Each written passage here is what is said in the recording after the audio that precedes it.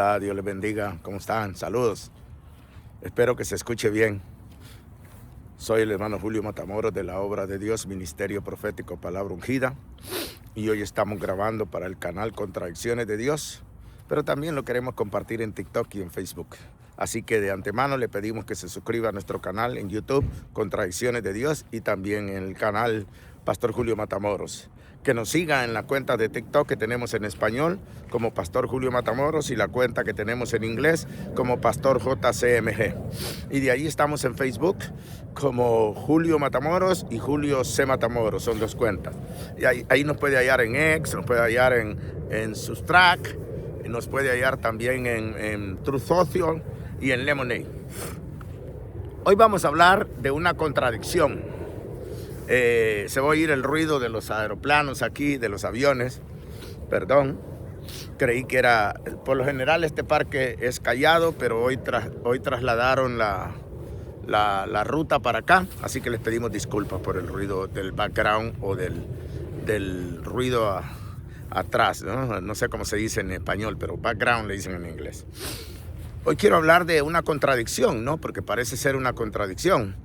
En Juan 14, 9 y 10, Jesús dijo y le contestó creo que fue a Tomás, ¿no? Se me olvidó chequear si era Tomás, pero me parece que era Tomás. Tomás le dijo, muéstranos al Padre. Y Jesús le dijo, el que me ha visto a mí, ha visto a mi Padre. Y de ahí le dijo en el versículo 10, ¿no crees que yo soy en el Padre y el Padre en mí?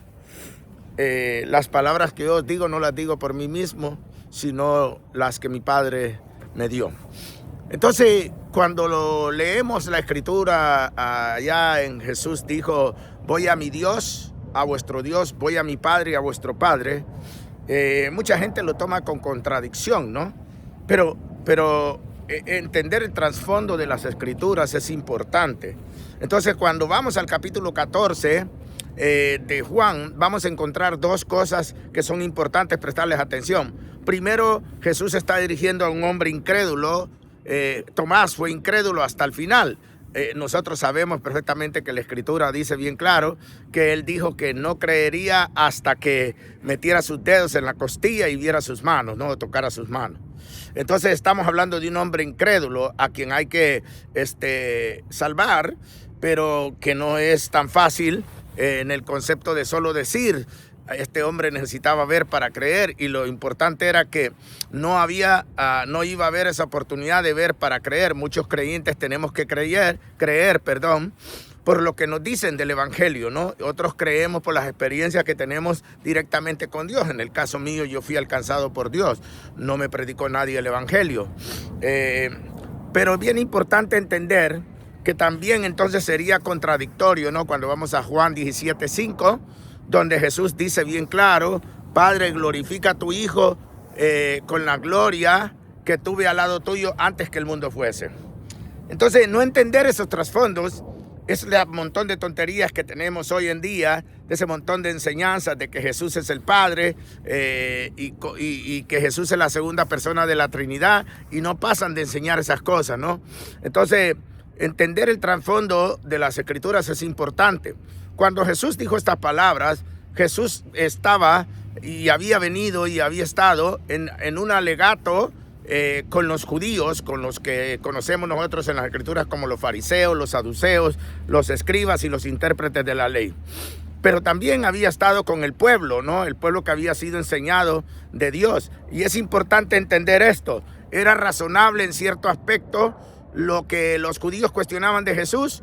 ¿Por qué? Porque nunca en la historia del pueblo de Israel, desde que Dios los sacó de Egipto, ellos habían tenido una experiencia de ese tipo, de esa magnitud, de ver a alguien que decía ser hijo de Dios, ¿ok?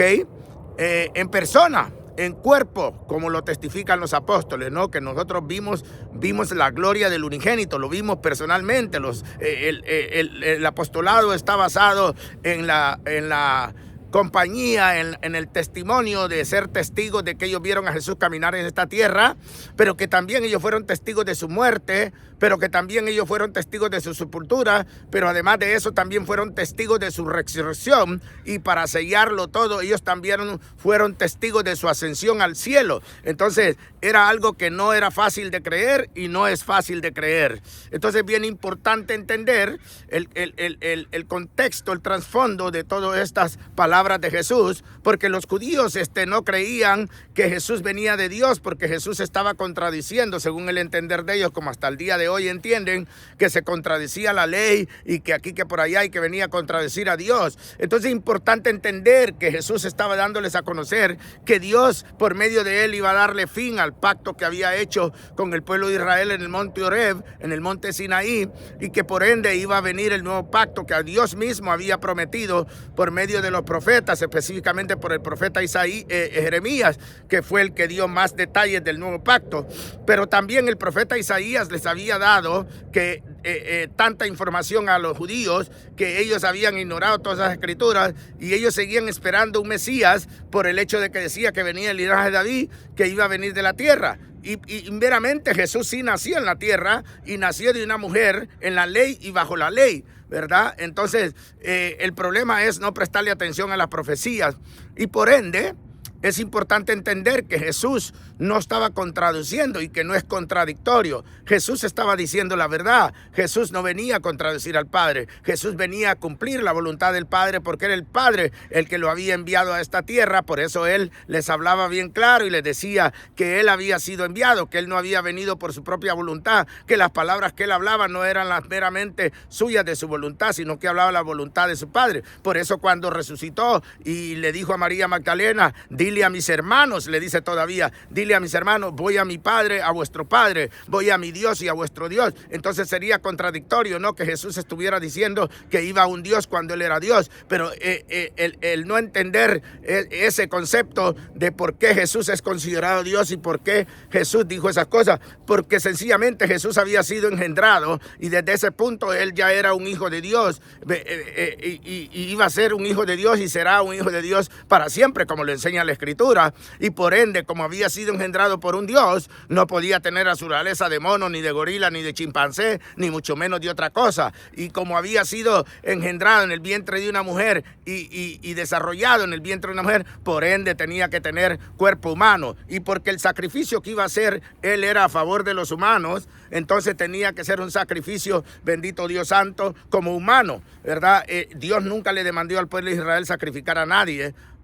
Eso es verdad de los judíos, pero Dios sí escogió a Jesús y lo profetizó por medio del profeta Isaías. Bendito Dios santo, profetizó su naturaleza, profetizó su reino, profetizó su muerte, su sufrimiento, su ministerio, ¿verdad? Él tantos textos que hay en el libro de los Salmos también profetizó, y profetizó en el libro de, si no me recuerdo, Micaías, dónde iban a nacer y todo.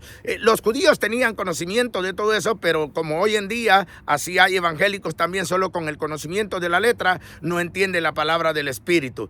Por eso es bien importante entender que no existe ninguna contradicción y que no está Jesús simbolizando de que Él es el Padre. Sencillamente está enseñándole al pueblo de Israel y al incrédulo de Tomás que el Padre está en Él y Él está en el Padre, porque Él fue enviado del Padre, Él fue engendrado del Padre, bendito Dios santo, y por ende Él fue asignado y escogido por el Padre para ser el Cordero del Padre, para ser el Hijo del Padre, para ser el sumo sacerdote según el orden de Melquisedec, escogido por el Padre. Y todo eso, pues no hay ninguna contradicción en ello, ni hay nada de diferencia en que Jesús sea el Hijo y que el Padre sea el Padre. Pero lastimosamente hoy en día, desde hace mucho tiempo, creemos que según la historia nos muestra que ya habían divisiones en el tiempo de Pablo con los corintios, que unos decían que eran de Pablo, otros de Cefas, otros de Apolos, otros de Cristo. Así hoy en día también existen esas grandes diferencias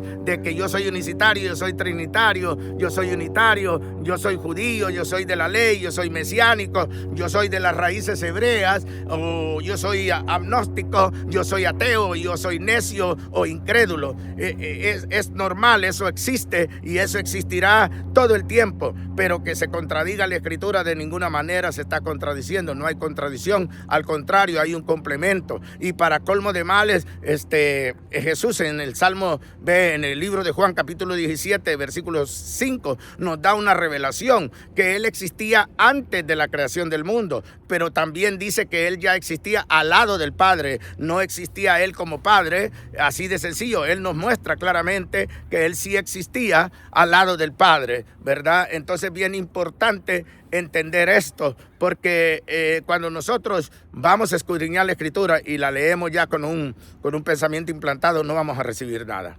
Pero es bien importante entender que no hay contradicción cuando Jesús le dice a Tomás, ¿no crees que el que me ha visto a mí, ha visto a mi Padre? Por supuesto. ¿Por qué decía Jesús esa cosa? Porque Él era la imagen del Padre. Dios lo había enviado en forma humana, bendito Dios, a representar al Padre aquí. Similar como cuando un embajador representa a una nación, ¿no?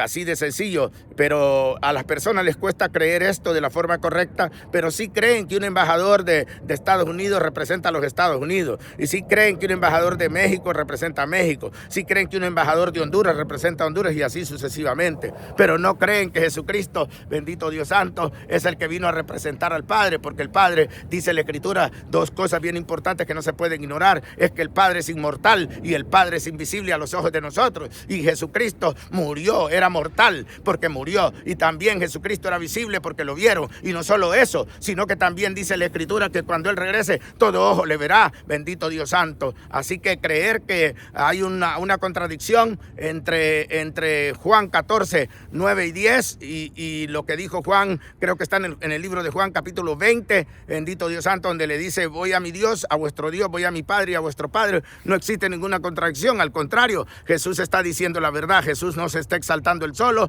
Jesús no está interponiéndose a la soberanía del Padre, sino que se está sometiendo a ella totalmente y está reconociendo que Él viene del Padre y que el Padre es su Dios, aunque Él sea conforme a Dios, como lo dice la Escritura en Filipenses 2:6, Él está reconociendo que Él totalmente, también como nosotros, depende del Padre, que el Padre es en Él y Él en el Padre, así como el Espíritu Santo del Padre está en nosotros, ¿no? Aleluya, bendito Dios santo. Entonces la diferencia está en que Jesús sí era un hijo obediente, no era hijo rebelde como nosotros, ¿no? Que les obedecemos a nuestro Padre en todo. Es bien importante entender esto. Por ende, conclusión, dejémonos de dejarnos llevar por estas obras de Satanás, de estar peleándonos y de estar contendiendo algo que no tiene ni sentido, ¿no? El diablo ha desviado a todos los creyentes y los ministros se han encargado de estar peleando entre las tres divinas personas y Jesús el Padre, ¿no? Cuando la Escritura no llama a Jesús la segunda persona de la Trinidad, ni al Espíritu Santo una persona, y tampoco la Escritura dice que Jesús es el Padre. Por ende, Jesús siempre dice mi Padre y yo, mi Padre y yo. En todo lenguaje donde hay gramática, cuando se usa esa expresión, sencillamente y seguramente y exactamente se habla de dos seres. En este caso, el ser del Padre y el ser del Hijo. Y por ende, ellos existen y la Escritura es bien clara en Juan 17:5 y la Escritura es bien clara en Hebreos 1:3 y en otras Escrituras, en el libro de los Hechos, capítulo 7, versículo 55, si bien tengo entendido, en todas partes dice que Jesús está a la diestra del Padre, está a la diestra de la majestad, está a la diestra de Dios. Por lo tanto, es importante entender y guardar esa palabra, ser obediente a la palabra, no contradecir la palabra, no contender con la palabra. Pero hoy en día, no sé, a lo mejor hay buen lucro estar haciendo contiendas de ese tipo, ¿no? Pero aclaramos esto, no hay contradicciones en este concepto. Jesús dijo la verdad. Jesús dijo bien claro que Él era en el Padre y el Padre en Él. Él no venía a contradecir al Padre, por eso se expresa de esa forma. Él estaba cumpliendo la voluntad del Padre. Él era la razón del nuevo pacto y es lo que la gente no quiere entender y no puede entender que Jesús es la razón de un nuevo pacto. Que ya en Jesús el pacto anterior que Dios había hecho con el pueblo de Israel estaba terminando y estaba abriéndole la oportunidad no solo a Israel, sino que al mundo entero por medio del nuevo pacto en Cristo Jesús. Así que todos aquellos que quieran ser salvos, los invitamos a venir a los caminos de Dios, a volverse y a arrepentirse y a convertirse a Dios de todo corazón, en el nombre de nuestro Señor Jesucristo, para perdón de los pecados. Bendito Dios Santo, para la limpieza de los pecados, y bendito Dios Todopoderoso. Y caminar en el Evangelio, obedeciendo el Evangelio como lo mandó nuestro Dios. Que Dios los bendiga, cuídense mucho, les amamos en el Señor. Gracias, por favor, comparte, pon me gusta si crees que es palabra de Dios, etiquétalo y reprodúcelo, por favor, y comenta. Gracias, Dios les bendiga, cuídense mucho, chao.